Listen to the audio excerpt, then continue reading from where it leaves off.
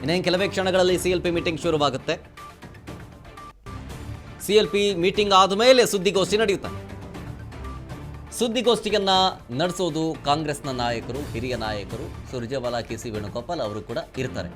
ಸಿದ್ದರಾಮಯ್ಯನವರು ಇರ್ತಾರೆ, KC ವೇಣುಗೋಪಾಲ್ ಅವರು ಇರ್ತಾರೆ, ಸುರ್ಜೇವಾಲಾ ಅವರು ಇರ್ತಾರೆ, DK ಶಿವಕುಮಾರ್ ಇರ್ತಾರೆ. ಇವರೆಲ್ಲರೂ ಸುದ್ದಿಗೋಷ್ಠಿಯಲ್ಲಿ ಭಾಗಿಯಾಗಿ CLP ಮೀಟಿಂಗ್ನಲ್ಲಿ ಆಯ್ಕೆಯಾದ ನಾಯಕರು ಯಾರು ಅಂಥೇಳಿ ಅವರೇ ಅಧಿಕೃತವಾಗಿ ಘೋಷಣೆಯನ್ನು ಮಾಡ್ತಾರೆ. ಸೊ ಈ ಪ್ರಕ್ರಿಯೆ ಪೂರ್ಣಗೊಳ್ಳಬೇಕು ಅಂತಂತಂದರೆ ಅದಕ್ಕೆ ಒಂದು ಸ್ವಲ್ಪ ಅವಕಾಶಗಳು ಬೇಕಾಗುತ್ತೆ. ಆದರೆ ಅದಕ್ಕೂ ಮುಂಚೆ ಸಿದ್ದರಾಮಯ್ಯನವರು ಬರಬೇಕಾಗತ್ತೆ. ಅವರೇ ಈ ಒಂದು ಸಭೆಯ ಮುಂದಾಳತ್ವವನ್ನು ವಹಿಸಿಕೊಂಡಂಥ ರೀತಿಯಲ್ಲಿ ಕಾಣಿಸುತ್ತೆ. ಸಿದ್ದರಾಮಯ್ಯನವರು ಬಂದು ಅವರೇ ಹೆಸರನ್ನು ಸೂಚಿಸಬೇಕು. ಯಾಕೆಂದರೆ ಅವರೇ ಈ ಹಿಂದೆ ಮುಖ್ಯಮಂತ್ರಿ ಆಗಿದ್ದರಿಂದ, ಈಗ ರಾಜೀನಾಮೆ ಕೊಟ್ಟಿದ್ದರಿಂದ, ಒಬ್ಬ ಮಾಸ್ ಲೀಡರ್ ಆಗಿರೋದ್ರಿಂದಾಗಿ ಅವರ ಬಾಯಲ್ಲೇ ಅವರ ಒಂದು ಸಮ್ಮುಖದಲ್ಲೇ ನೂತನ ನಾಯಕನ ಆಯ್ಕೆ ಆಗಲಿ ಅನ್ನೋದು ಹೈಕಮಾಂಡ್ ನಾಯಕರ ಇಚ್ಛೆ.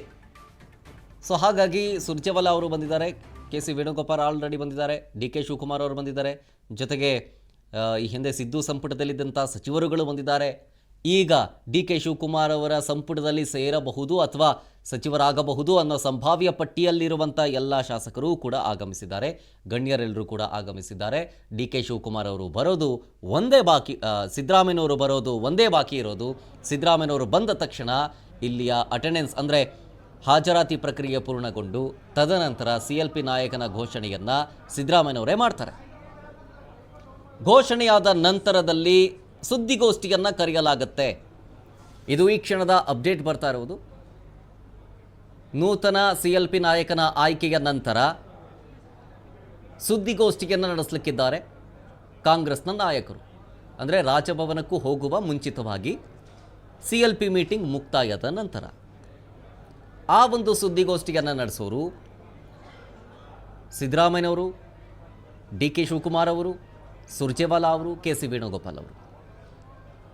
ಇವರು ಸುದ್ದಿಗೋಷ್ಠಿಯಲ್ಲಿ CLP ಮೀಟಿಂಗ್ನಲ್ಲಿ ಆಗಿದ್ದೇನು, ಅಲ್ಲಿ ಸೂಚಿಸಿದಂಥ ಹೆಸರು ಅಧಿಕೃತವಾಗಿ ಘೋಷಣೆ ಆಗುತ್ತೆ.